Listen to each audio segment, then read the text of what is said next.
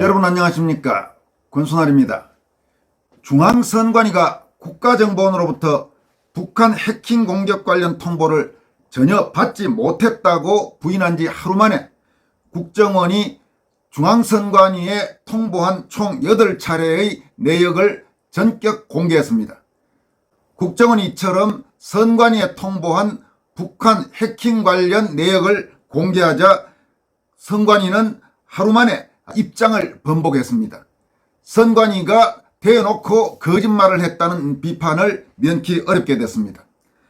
국정원은 5월 4일 유상범 국민의힘 의원의 질의에 대한 답변을 통해 2021년 3월부터 올해 3월까지 최근 2년간 국정원은 선관위에 북한 정찰총국의 해킹 메일과 악성 코드 감염 등 사이버 공격 정보와 함께 피해 일시, IP 등 대응 조치에 필요한 사항을 이메일 또 전화로 8차례 통보했으며 이 중 7건이 북한 정찰총국 소행이라고 공식적으로 밝혔습니다.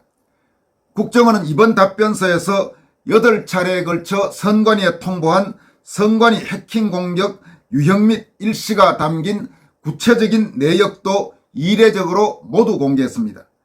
해킹 메일 유포는 5차례 있었는데 올해 3월 21일, 2022년 4월 6일, 2021년 6월 4일, 2021년 5월 12일, 2011년 4월 9일 이렇게 5차례 해킹 메일 유포가 있었다고 밝혔습니다. 또 악성 코드 감염은 2021년 4월 21일에 발생했고 이메일 해킹은 2021년 4월 12일과 2021년 3월 26일 2차례에 걸쳐서 벌어졌다고 밝혔습니다. 국정원이 북한 정찰총국 소행이라고 밝힌 7건은 북한 정찰총국 산하 해커 조직인 라자루스가 벌인 것으로 추정됩니다.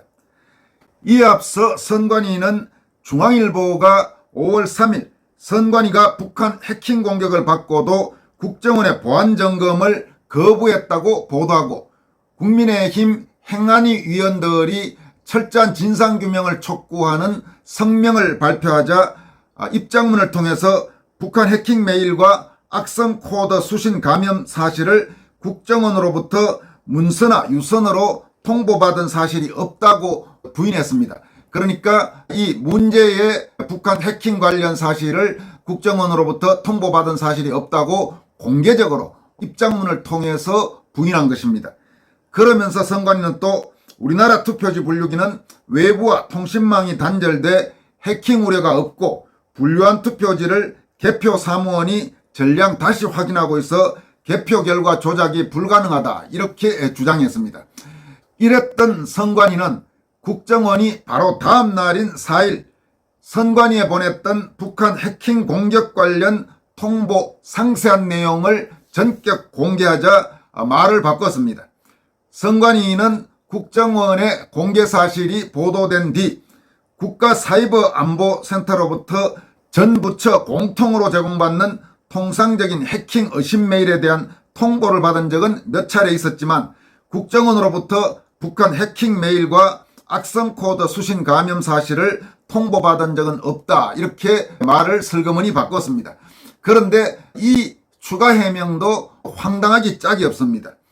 선관위가 연락을 받았다는 국가사이버안보센터는 바로 국가배후 해킹 조직 등 사이버 안보에 관한 정보 업무를 수행하는 국정원 소속 기관입니다.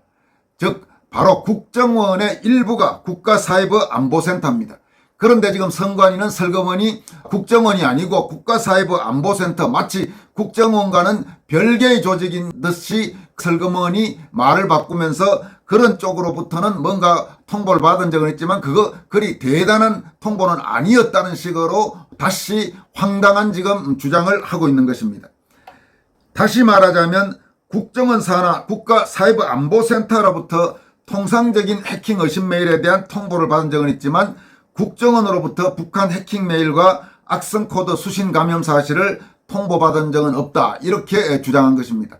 도대체 선관위의 이 거듭되는 이상한 해명을 여러분은 믿을 수 있겠습니까? 선관위는 도대체 뭐가 그렇게 감출 것이 많길래 국민의 세금으로 봉급을 받는 공무원들이 일하고 있는 선관위에서 이토록 지금 황당한 일들이 계속 벌어지고 있고 해명도 황당하고 뭔가 지금 숨기려 하고 있다는 의혹을 지울 수가 없게 만들고 있습니다. 최근 며칠간 급박하게 전개되고 있는 선관위 관련 사항을 처음부터 한번 쭉 흐름을 살펴보도록 하겠습니다. 이번 사태가 처음 드러난 것은 지난 5월 3일 중앙일보 강찬호 논설위원이 기사를 쓰면서부터입니다. 중앙일보는 이날 기사에서 중앙선관위가 여러 차례 북한의 해킹 공격을 당했는데도 행정안전부와 국가정보원의 보안점검 거부를 무시하고 있다고 단독 보도했습니다. 그 당시 여권 고위 관계자를 취재해서 나온 기사였습니다. 이 기사가 나온 뒤 국회 행안위 소속 국민의힘 의원들은 국회 소통관에서 성명을 내고 국정원은 최근 해커 추적 과정에서 북한이 보낸 것으로 추정되는 해킹 메일과 악성 코드가 중앙선관위에 수신 감염된 것을 확인하고 수차례 이를 선관위에 통보했다고 밝혔습니다. 이어서 선관위의 이해할 수 없는 행태도 함께 드러났다면서 북한의 해킹 공격 시도로 선거인 명부 유출, 투개표 조작, 시스템 마비 등 치명적 결과가 벌어질 수 있는데도 행안부와 국정원의 보안점검 권고를 무시하고 선관위 입회하의 보안점검까지도 거부했다면서 도저히 이는 납득할 수 없다고 비판했습니다. 국민의힘 행안위 의원들은 또 선관위는 오로지 헌법기관이라는 점만 앞세워 보안점검 요청을 거부하고 외부 위협으로부터 스스로를 취약하게 방치하고 있다고 비판했습니다. 이들은 또 선관위의 독립성과 중립성이 부여된 이유는 선거관리의 공정성을 기하기 위함이지 기관의 조직 이기주의를 보호하기 위한 목적이 아니다라면서 헌법기관임을 핑계삼아 북한의 심각한 위협으로부터 스스로를 무책임하게 방치하고 있는 선관위 행태는 결코 용납될 수 없는 것이라고 질타했습니다. 그러면서 선관위가 행안부와 국정원의 보안점검 권고를 거부한 경위를 파악하고 사이버 보안 조치 마련을 위해 선관위의 상임위 차원의 진상조사를 강력하게 요구하겠다고 밝혔습니다.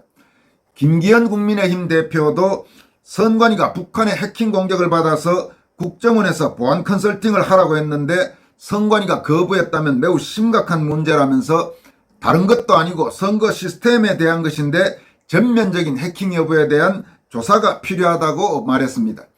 그러자 선관위는 입장문을 공개적으로 배포해서 선관위는 북한으로부터 해킹을 당한 적이 없고 국정원에서 이런 내용을 통보받은 적도 없다고 주장했습니다. 선관위는 배포자료에서 선관위는 북한 해킹 메일과 악성 코드 수신 감염 사실을 국정원으로부터 문서나 유선으로 통보받은 사실이 없다고 주장했습니다. 그런데 아까 말씀드린 바처럼 이 선관위의 주장은 거짓말로 드러난 것입니다. 바로 다음날 국정원이 선관위에 통보한 구체적인 8차례의 내역을 일시까지 특정해서 공개를 했고 선관위는 슬그머니 전날에 입장을 바꾸는 식으로 흘러가고 있습니다. 선관위는 또 투개표 장비 해킹과 관련해 우리나라 투표지 분류기는 최근 해킹 시도가 있던 이라크 장비와는 전혀 다른 방식 장비로 개표소에서 사용하며 외부와 통신망이 단절돼 있어 해킹 우려가 없다면서 투표지 분류기에서 분류한 투표지를 개표 사무원이 전량 다시 확인하고 있어 개표 결과 조작이 불가능하다고 주장했습니다. 선관위의 이 주장도 앞으로 철저한 검증이 필요하다는 것을 여러분은 이미 알고 계실 겁니다.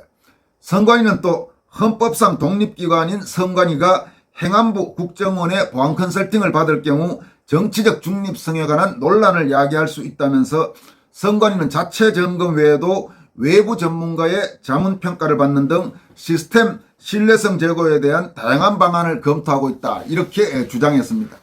그런데 또 공교로운 것은 바로 이 문제가 되고 있던 이 건과 관련해서 5월 4일 더불어민주당이 선관위를 옹호하는 행동을 하기 시작했습니다. 여러분 기억하시겠지만 문재인 정권 시절 중앙선관위는 대놓고 노골적으로 더불어민주당의 아주 의용 선거기관 같은 행태를 여러 차례 보여왔습니다. 선거 과정에서 더불어민주당에 유리하고 현 국민의힘에 불리한 결정을 수시로 내렸고, 또 당시 선관위 상임위원, 장관급인 상임위원은 바로 문재인 캠프에서 활동했던 조혜주란 자가 선관위 상임위원으로 있으면서 수많은 논란을 불러일으켰습니다. 또 지난 대선 과정에서는 이른바 속구리 투표 논란 등이 문제가 되면서 역시 좌파 성향 판사 출신인 노정희 중앙선관위원장이 사퇴하고 현 노태학 선관위원장으로 바뀌었지만, 노태학 선관위원장 역시 문재인 정권 또 김명수 대법원장과 가까운 사이라는 평을 듣는 현직 대법관입니다. 선관위를 둘러싼 의혹은 갈수록 커져가고 있는 상황입니다. 이 사안은 국가의 근본에 관한 문제이기 때문에 결코 대략 넘어갈 수 없습니다. 제기되고 있는 모든 의혹에 대한 철저한 조사, 그리고 필요하다면 검찰과 경찰의 수사가 반드시 따라야 할 것입니다. 여기까지 하겠습니다. 고맙습니다.